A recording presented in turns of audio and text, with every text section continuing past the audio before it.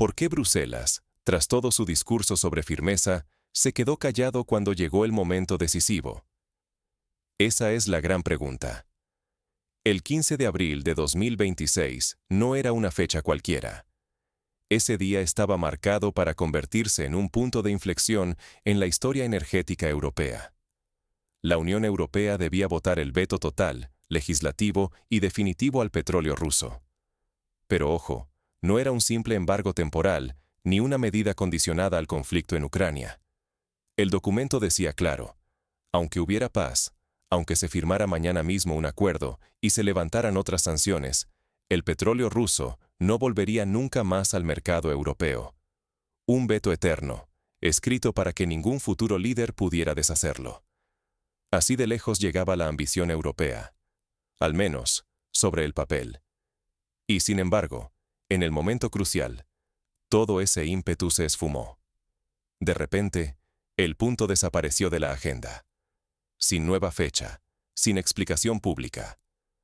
Los portavoces de la Comisión Europea lo confirmaron. La votación se pospone. Reuters y otros medios internacionales no tardaron en advertir. No es cancelación, pero sí una pausa de duración indefinida. La pregunta es, ¿por qué frenar justo antes de la meta, después de 4 años de preparativos, presión mediática y 20 paquetes de sanciones cada vez más duros? Lo que está en juego no es solo la imagen de una Europa fuerte y unida frente a Rusia. Está en juego tu día a día, lo que tú y millones de europeos pagarán por llenar el depósito, calentar el hogar o mantener a flote empresas locales. Si la UE cumple o no cumple su palabra, afecta directamente a tu bolsillo y a la confianza en tus instituciones. ¿Realmente Bruselas puede permitirse mostrar debilidad justo ahora, con el mundo mirando y las urnas a la vuelta de la esquina? La respuesta oficial es ambigua, casi diplomática. El contexto geopolítico actual obliga a posponer la decisión. Pero bajo esa frase neutra, lo que hay es un cúmulo de contradicciones, presiones cruzadas y un enfrentamiento brutal entre los principios políticos y la dura realidad económica. Subió el precio del petróleo, más de $100 el barril. Cundió el pánico en las capitales europeas, y el supuesto consenso se desmoronó. Países irreconciliables entre sí, 90.000 millones de euros congelados para Ucrania, y hasta drama con los oleoductos que todavía conectan a Europa con Rusia. Entonces, ¿es esto una simple pausa o la prueba definitiva de que el veto absoluto nunca fue realista? ¿La UE protege la coherencia o simplemente trata de sobrevivir al invierno energético? Para entender por qué la Unión Europea eligió el silencio y qué intereses hay en juego, tenemos que retroceder y ver cómo llegamos hasta este punto. Veamos el contexto.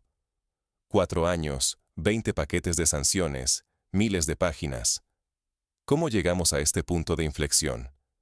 Para entender por qué el veto europeo al petróleo ruso casi se convierte en ley, y sin embargo, fue frenado en el último momento, tenemos que mirar más allá de los titulares y entrar en la compleja maquinaria interna de la Unión Europea durante la mayor crisis energética de su historia reciente. Todo comenzó con una estrategia meticulosamente diseñada. Bruselas no actuó a golpes de improvisación. Hubo una hoja de ruta clara, aunque llena de matices y obstáculos. Primero, el carbón ruso quedó fuera en 2022, marcando un antes y un después en la relación energética entre Europa y Moscú. Después, en 2023, la prohibición se extendió al petróleo transportado por mar. Barcos rusos que antes descargaban sin problemas en puertos europeos dejaron de hacerlo casi de la noche a la mañana. Y ahora, le tocaba el turno a la última arteria. El petróleo que llega por oleoducto, a través de Druzhba, esa tubería que sigue abasteciendo a países como Hungría, Eslovaquia y parte de Chequia. Era la última gran conexión directa. Cortarla significaba un cambio irreversible. Pero la ambición del veto propuesto iba más allá de una simple medida temporal. El plan era transformar ese cierre en algo definitivo, blindado jurídicamente para que ningún futuro gobierno pudiera revertirlo, aunque terminara la guerra en Ucrania y se levantaran todas las demás sanciones. no sería solo un castigo momentáneo, sino un corte permanente, diseñado para sobrevivir a cualquier acuerdo de paz, a cualquier apretón de manos diplomático. La lógica detrás de esa decisión era fría y calculadora. Los redactores del documento sabían que, en cuanto llegara la paz, la presión para reabrir el grifo del petróleo ruso sería brutal. Los negocios exigirían volver a la energía barata. Los políticos buscarían ganar elecciones con promesas de precios más bajos, y todo lo construido en 4 años podía venirse abajo en una sola cumbre.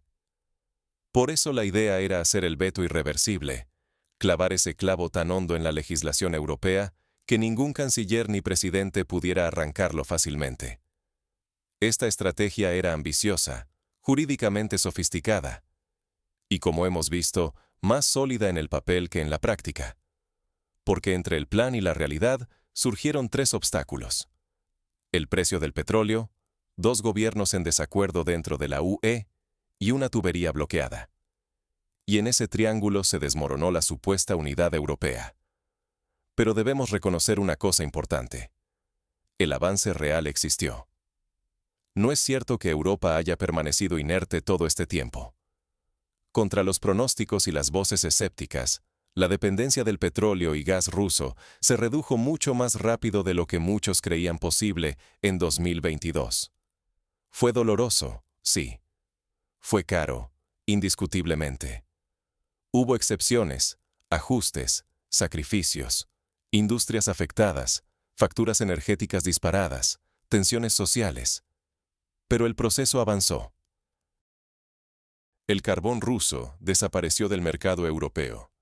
La mayoría de los países dejó de importar petróleo ruso por mar, y el volumen total de compras a Rusia cayó estrepitosamente. No era solo discurso, era una transformación real, aunque desigual. Aquí es donde aparece otra grieta.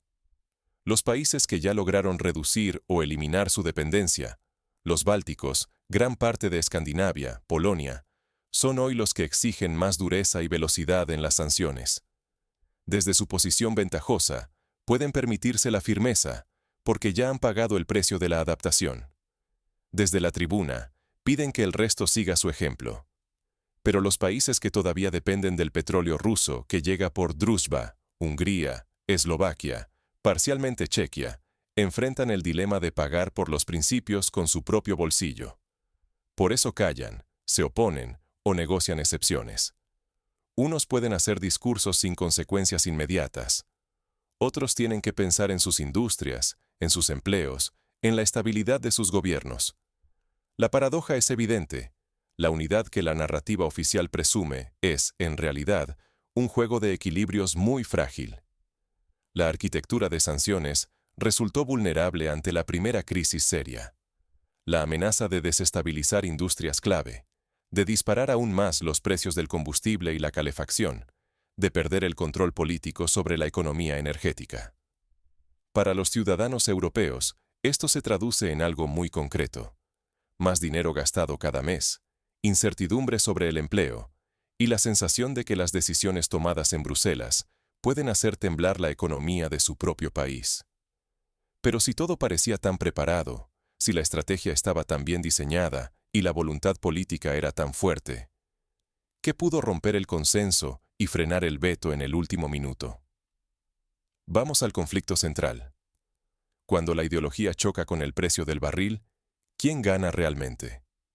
La respuesta, al menos esta vez, fue brutal y clara: gana la realidad. Porque mientras en Bruselas se discutía el veto eterno al petróleo ruso, sucedió algo que nadie en Europa esperaba y que cambió todas las reglas del juego en cuestión de horas.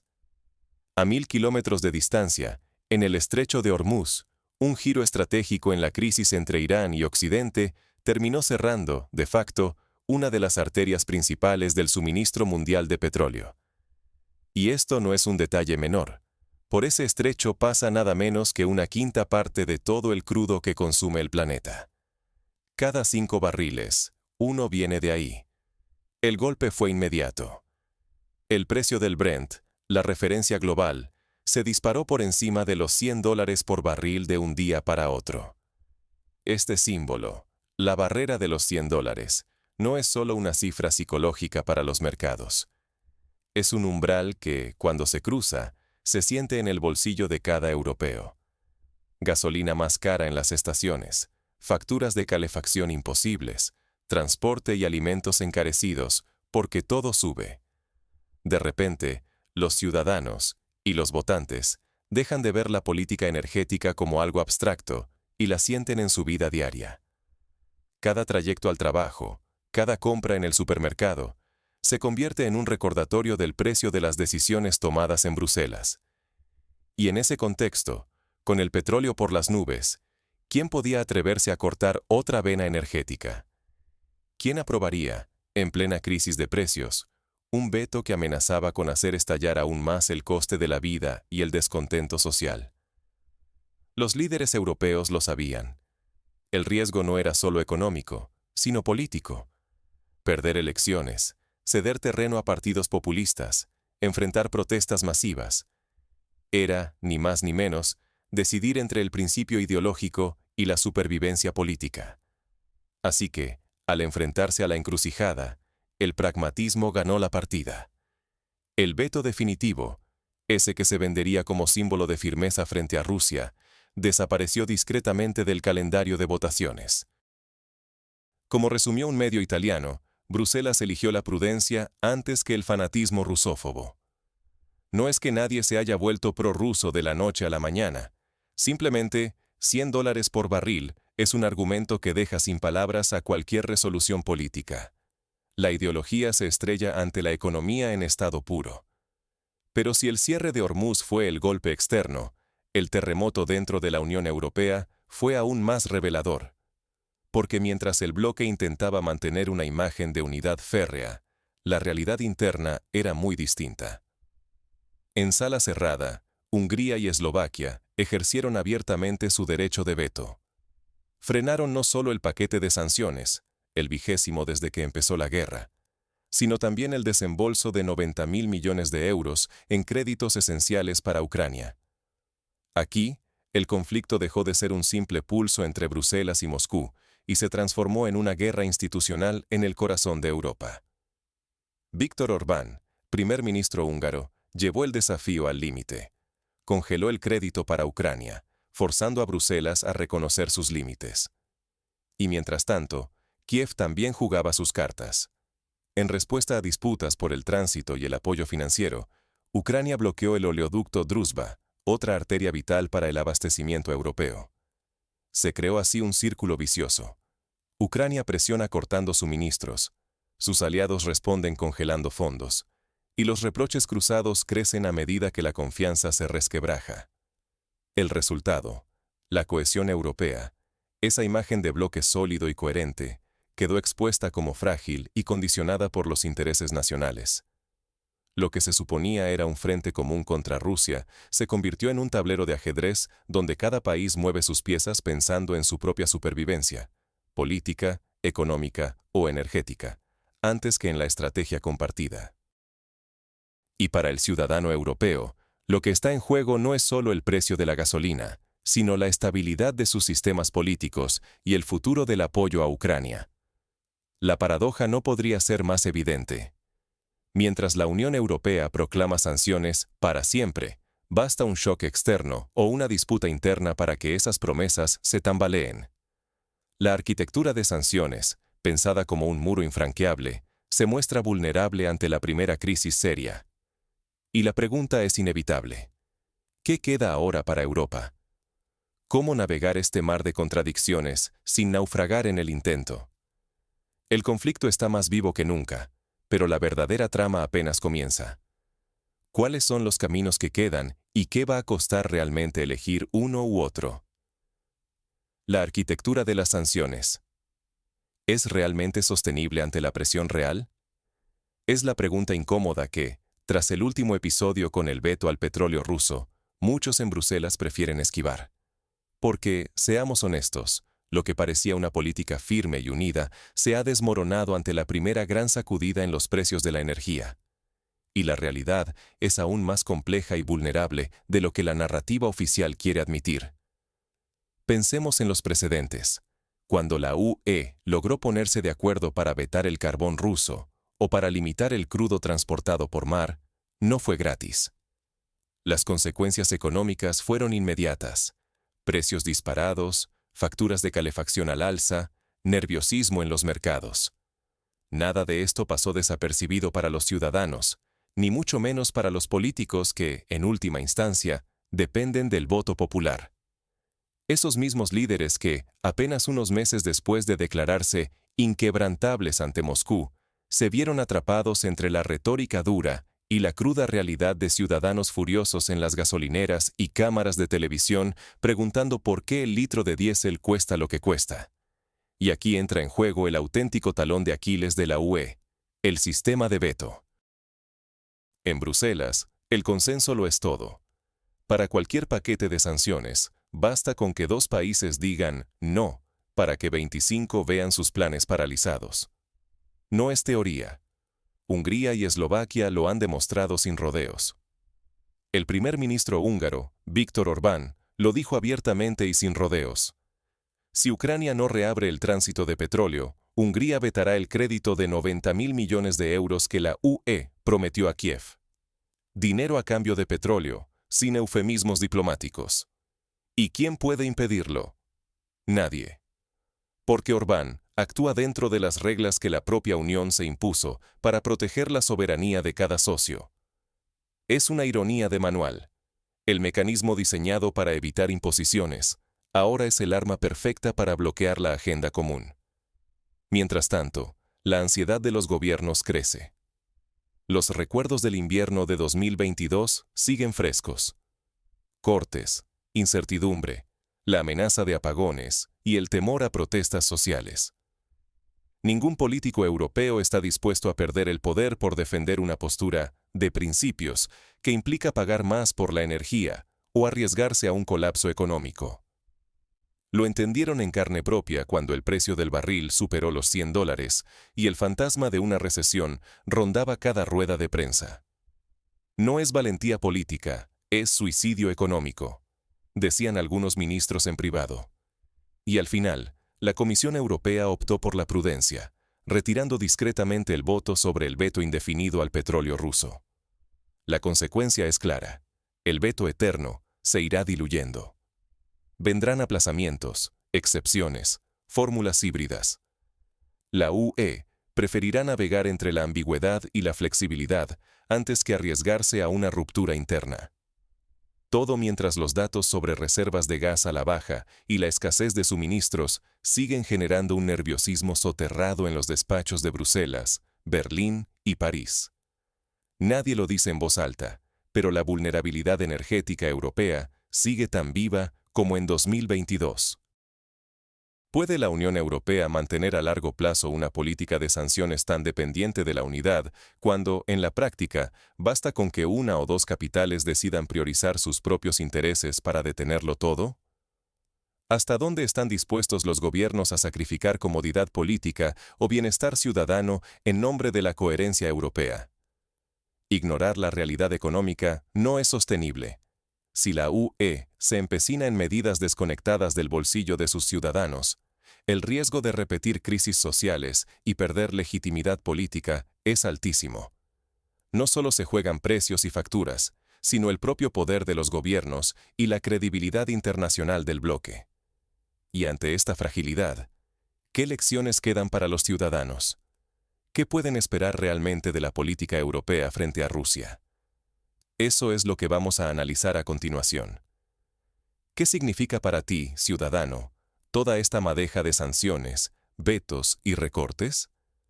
Más allá de los titulares y debates en Bruselas, la realidad se siente aquí, donde importa, en el precio que pagas cada vez que llenas el depósito o al recibir la factura de la luz y la calefacción. Porque la verdad incómoda es que, detrás de cada gran decisión europea sobre el petróleo ruso, el coste final termina, irremediablemente, en el bolsillo de los ciudadanos. Y es que, como hemos visto, la política energética europea sin respaldo económico es un gigante con pies de barro. Se puede hablar de firmeza, de unidad y de castigar a Rusia, Pero cuando la aritmética dice que el barril de petróleo supera los $100 y la gente empieza a sufrir para pagar el gas y la electricidad, la retórica política se estrella contra el muro de la realidad. Lo hemos visto antes. Basta recordar el invierno de 2022, cuando cientos de miles de europeos desempolvaron braseros y estufas eléctricas porque la calefacción se volvió un lujo. Ahora, la Unión Europea se encuentra en una encrucijada. Por un lado, está la presión de mantener una postura firme y sancionadora. Por otro, la evidencia, dura como el frío, de que sin alternativas energéticas viables, cualquier veto total es insostenible. Y aquí surge una lección esencial. Las políticas que ignoran la economía y las necesidades reales de la población no sobreviven mucho tiempo. Se revierten, se diluyen o quedan en letra muerta. Porque ningún gobierno democrático sobrevive mucho tiempo si obliga a sus votantes a elegir entre principios abstractos y calentar su hogar.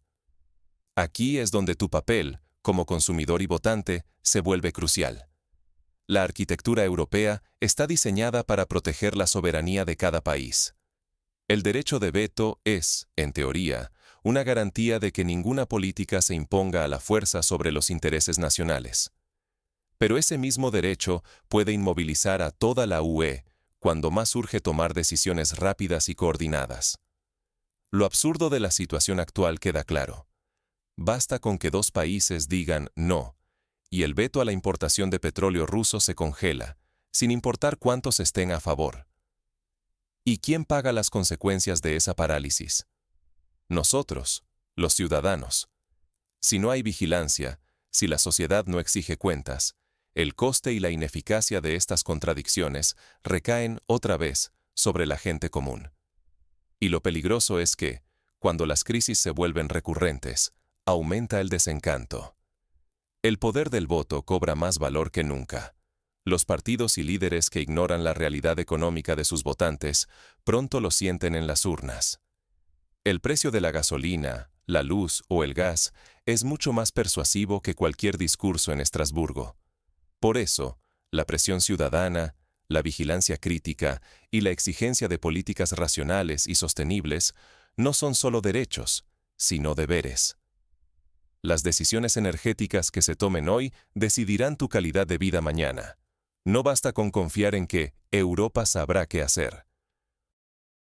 Participar, informarse y exigir cuentas es la única garantía real de que los intereses de la gente estén por encima de la retórica y de los juegos de poder. Así que sí, la historia del veto final a la energía rusa no es solo cosa de políticos y burócratas. Es una cuestión diaria de euros y céntimos, de bienestar y de confianza democrática. Si como sociedad no aprendemos a vigilar y exigir, las próximas crisis volverán a pillarnos desprevenidos. Y el coste, una vez más, recaerá sobre nosotros. Llegó el momento del veredicto. ¿Qué pasará realmente con el veto y qué mensaje deja este episodio para Europa? En política energética, la realidad siempre termina ganando. ¿Y tú? ¿De qué lado estás? ¿El de la ideología o el de la realidad? Hoy hemos visto, una vez más, que en Bruselas, las grandes promesas y las declaraciones solemnes muchas veces chocan con el muro de lo cotidiano. La Unión Europea quiso mostrar músculo sancionador, hablar de unidad y determinación frente a Rusia. Pero cuando llegó el momento de la verdad, cuando la presión del bolsillo europeo y del termostato en invierno se hizo sentir, la narrativa oficial se topó con su límite insalvable. La economía real, los intereses nacionales y el temor a una reacción popular. Porque al final, la política también es supervivencia, y ningún líder quiere ser recordado como el responsable de que sus ciudadanos pasaran frío, pagaran gasolina histórica o perdieran confianza en el sistema. Lo que ocurrió con el veto al petróleo ruso no fue un accidente ni un fallo puntual. Es el síntoma de algo más profundo que pocos quieren admitir. La arquitectura de sanciones europeas es mucho más frágil de lo que nos cuentan. Basta un shock externo, un par de gobiernos que digan no, y una tubería bloqueada para que todo el edificio se tambalee. y aunque durante 4 años se repitió el mantra de cortar la dependencia energética, la realidad es que, a la hora de la crisis, Bruselas eligió el pragmatismo. No lo llamaron fracaso, sino prudencia. No lo anunciaron con fanfarrias, sino con silencios y ajustes discretos. Cambiaron normas de almacenamiento de gas, flexibilizaron plazos, adaptaron discursos. Pero el mensaje es claro. Cuando la ideología se enfrenta a la realidad del mercado y del votante, la realidad gana. Y eso, aunque se camufle con palabras técnicas o se disimule tras las puertas cerradas, tiene consecuencias directas para todos los europeos. ¿Por qué te debe importar todo esto? Porque al final, eres tú quien pagas la factura. Si los ciudadanos no exigen transparencia, si no piden explicaciones claras, las decisiones seguirán tomándose entre pasillos, lejos de la luz pública y en función de intereses que muchas veces nada tienen que ver con tu bienestar. El precio del combustible, la calefacción, incluso la estabilidad política de tu país, dependen de estas negociaciones donde la economía y la ideología juegan una partida de ajedrez, y rara vez el ciudadano común está invitado a mover ficha.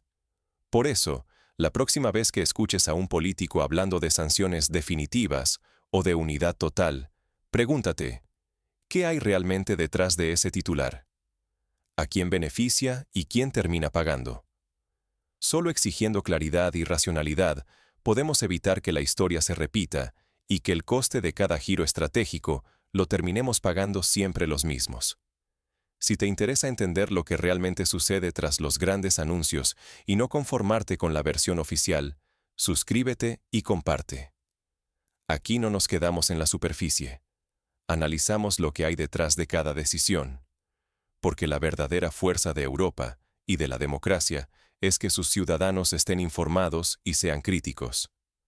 Nos vemos en el próximo análisis, donde desmontaremos otro mito de la política energética europea y seguiremos buscando respuestas más allá de los titulares. ¿Te lo vas a perder?